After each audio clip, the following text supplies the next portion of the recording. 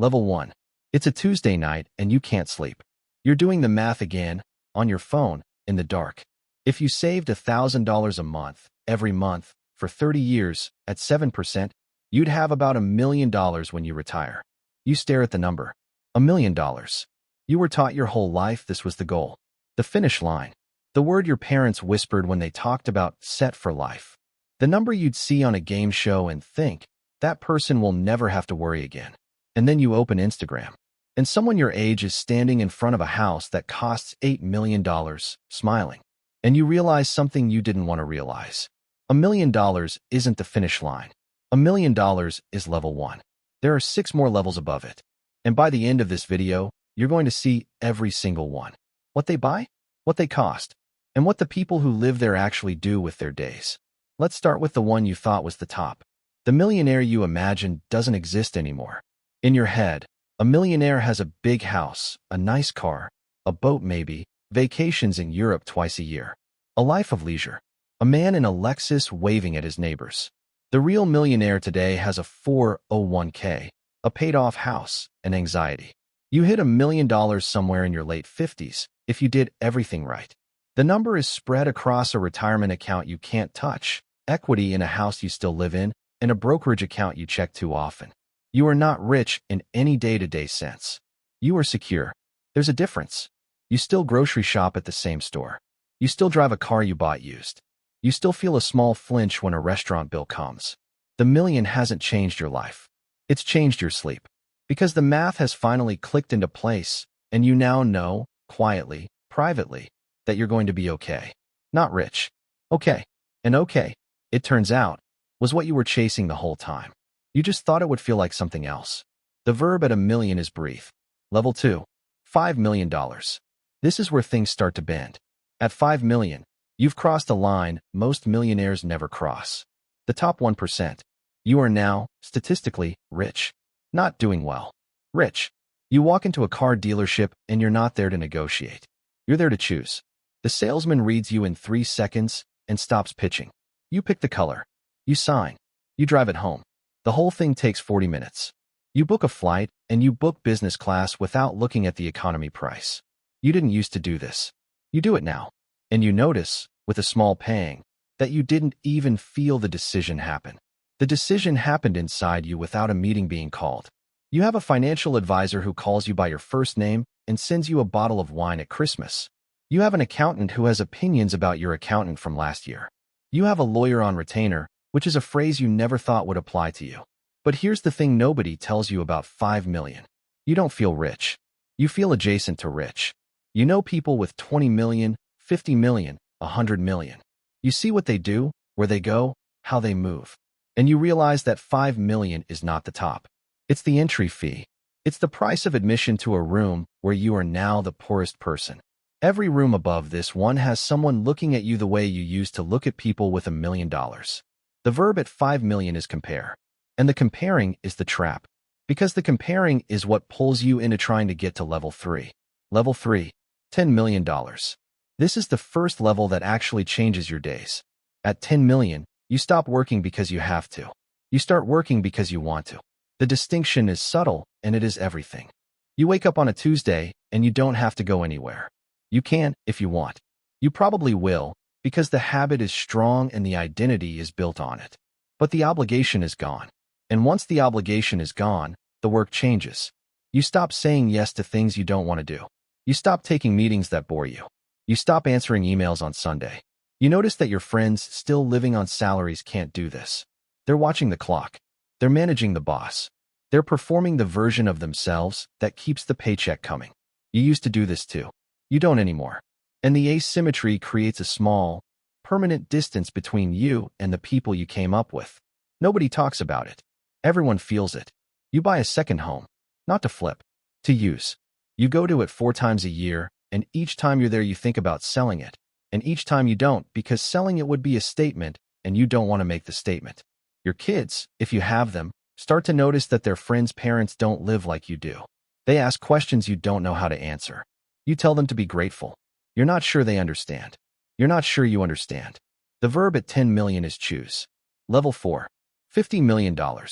You have people now, not friends. People. An assistant who manages your calendar. A house manager who runs the house. A financial team, plural, who run the money. A driver, possibly. A chef, sometimes. A personal trainer who comes to the home gym 3 mornings a week and tells you you're doing great when you're not. You walk into your own kitchen on a Saturday morning and there is already coffee made. You didn't make it. Someone made it before you woke up. You are pleased.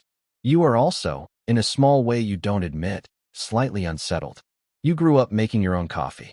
Making coffee was part of being alive. Now a piece of being alive has been outsourced. The house has a name in conversation. Not the address. The house.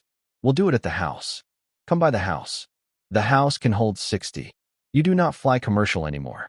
You fly private. The first time you did it, you felt guilty. By the 10th time, you didn't.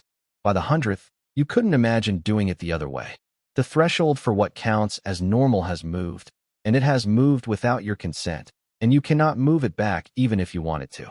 You are aware, uncomfortably, that you have become the kind of person you used to read about. The article in the magazine. The guy quoted in the business book. You didn't plan this.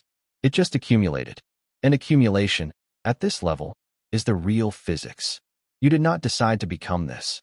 You just kept not deciding to stop. The verb at 50 million is accumulate. Level 5. $100 million. At 100 million, you step out of the public economy. You don't shop in regular stores. Your assistant does, or you order direct from the brand, or the brand sends you things. You don't go to regular restaurants. Or if you do, you go to the private room. You don't fly commercial, ever. You don't stand in lines. You don't wait. You have, without planning for it, removed yourself from the normal friction that every other person on earth experiences every single day. You forget, sometimes, that other people wait.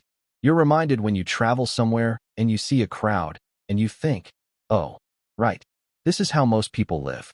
And then you get back into the car and the reminder fades. You have art on the walls that cost more than most people's houses. You didn't buy it as investment. You bought it because you liked it. You are aware that this is a statement. You pretend it isn't. Your social circle has narrowed to other people at your level. Not by choice. By geometry. The people you used to have dinner with can't afford your vacations. Inviting them would embarrass everyone. So you stop inviting them. And you fill the space with new friends who can afford the vacations. And the friendships are pleasant and shallow in a way the old ones weren't. You miss your old friends. You see them twice a year. They're doing well. Everyone says they're doing well. You tell yourself they're doing well. The verb at 100 million is insulate. Level 6. $500 million. You are no longer a person with money. You are an institution. The money has staff. The staff has staff. There is a family office with offices in 2 cities and 11 employees whose entire job is managing the systems that manage your money. There are lawyers whose entire practice is you. There are accountants whose entire year is you. You are, without having intended it, the product around which a small industry has organized itself. You do not make financial decisions alone. You could, technically. You don't. Every decision above a threshold goes through a meeting. Every meeting has an agenda. Every agenda is prepared by someone whose job is preparing agendas for people like you. You've been on a magazine cover. Maybe 2. You found it strange the first time. The second time, you noticed the photograph more than the article. The article said what your team had decided the article would say. You give money away now. Not a little. A lot. You have a foundation, or a donor-advised fund, or both. You have a person whose job is philanthropy. You are doing genuine good in the world. You are also, you notice, meeting a lot of people who want things from you, and you can no longer tell the difference between the friends who were your friends before and the friends who became your friends after. You suspect most of them are somewhere in between. You let them be. You are aware that you could stop, that nothing is forcing you to keep going, that the number could stay where it is, and you and your children and your grandchildren would be fine forever. You don't stop. The verb at 500 million is protect. You're not building anymore. You're fortifying. The game has turned from offense to defense, and the defense will occupy the rest of your life. Level 7. $1 billion. At $1 billion, your name means something you did not name it. People who have never met you have opinions about you. They are confident about those opinions. The opinions are based on 3 data points and a photograph. You cannot correct the opinions. Correcting them would require a press tour you do not want to do. You have been written about. You have been written about wrong. You have read articles about yourself and not recognized the person in them. You have stopped reading the articles. You have not stopped being in them. $1 billion is a membership in a club that does not meet. The members know each other. The members know what it's like. There are maybe 3,000 of you in the world. You have, at some point, met 20 or 30 of them at dinners and conferences and on boards. You are aware that some of them are better than you and some are worse. You are aware that from the outside, nobody can tell which is which. Your day looks, in many ways, like it looked at 100 million. Private plane, private room, staff, houses. The marginal change from 100 million to $1 billion is not the lifestyle. The lifestyle plateaued at 10 million and refined after that. The change is that you now influence things without trying to. A sentence you said in a meeting moves a market. An email you forwarded gets a law changed. A company you invested in 10 years ago has become a country's largest employer. You did not plan this. You cannot unplan it. You wake up on a Tuesday. Your assistant has already been through your inbox. Your schedule is already set. Your breakfast is already made. Your day is already a thing the world is expecting. You are carried along by the momentum of your own life, and the life runs whether you run it or not. You think, sometimes, about the version of you on that Sunday night, doing the math on a notebook, feeling cheated that $1 million would take 30 years. You would laugh at him, except you can't. He was you. He is still you. He's just at level 1. And the difference between him and the version of you that is doing this Tuesday is not a difference of years. It's a difference of levels. The verb at $1 billion is exist in a way the world reacts to. The payoff. So let's pull this together. At 1 million, breathe. At 5 million, compare. At 10 million, choose. At 50 million, accumulate. At 100 million, insulate. At 500 million, protect. At $1 billion, exist in a way the world reacts to. Every level changes the verb. Every verb changes the day. The money is not the point. The money is the vehicle. The verb is the cargo. And the cargo, at every level, is what you are actually buying when you chase the next number. Most people stop at level 1, if they make it there at all. Some make it to 2 or 3. Very few see the top of the ladder. Almost nobody who reads about the top of the ladder understands that the people up there are not happier than the people at level 1. They're just running a different verb. And the verb is not better. It's just different. Here's the thing nobody on Instagram tells you. You were chasing a number. You were actually chasing a verb. And the verb you wanted, the one that made you start saving in the first place, was probably breathe. And breathe shows up at level 1. And most of the rest is the noise of people who got to level 1 and didn't know how to stop. Somewhere, right now, someone is putting their first $1,000 into an index fund. They think they're starting the climb.